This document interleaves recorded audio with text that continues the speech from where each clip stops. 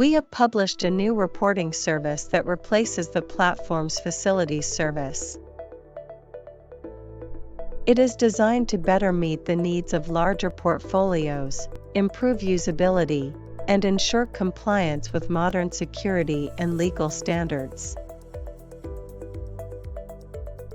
It also enables us with more efficient development of future features and enhancements.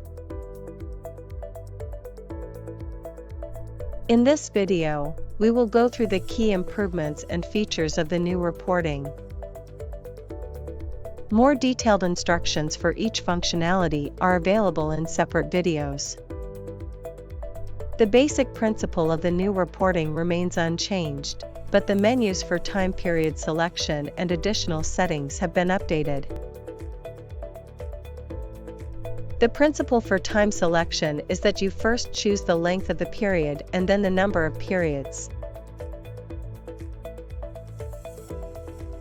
For example, if you want to view the total consumption of the past 3 years, you can set the period length to year and number of periods to 3. The Quick Selection drop-down menu includes the following default periods: last calendar year, floating year, and last 3 months. In the new reporting, hourly consumption analysis is no longer limited to 3 months as it was in the old facilities service. You can now view hourly level consumption for longer periods.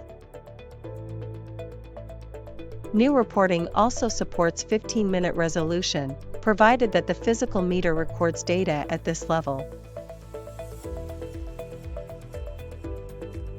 15-minute data can be selected for a maximum period of 14 days.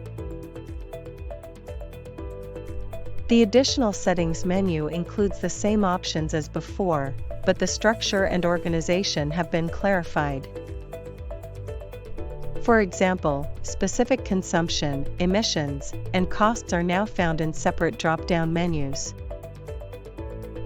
Below these drop-downs, quick selection buttons allow you to change the unit and choose whether changes compared to the comparison period are displayed as percentages, absolute values, or both. Features of the table have remained mostly unchanged. Export to Excel and show only selected buttons have been added above the table.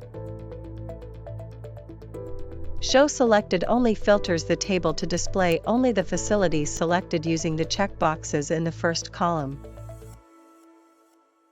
Consumptions that include missing readings exceeding the threshold defined in user settings are still highlighted in red color. As a new feature, the percentage of missing data is displayed when hovering over the consumption value. Readings that contain modeled consumption are highlighted in blue, and hovering over the value shows the proportion of modeled consumption in addition to possible missing readings. From the table report, you can access other reports the same way as before, after selecting the facilities you want to analyze. The period, sum, trend, and yearly trend reports have no significant changes apart from the updates to the left-hand menu covered earlier. On the comparison report, the total and periodic options have been clarified with separate checkboxes at the top of the report.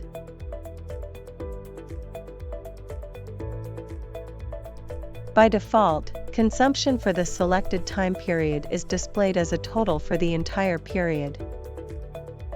If you want to analyze consumption broken down by the selected resolution, first select the facilities you wish to view in detail from the report's drop-down menu, and then switch to the periodic view. Selected facilities are highlighted both in the chart and in the table below.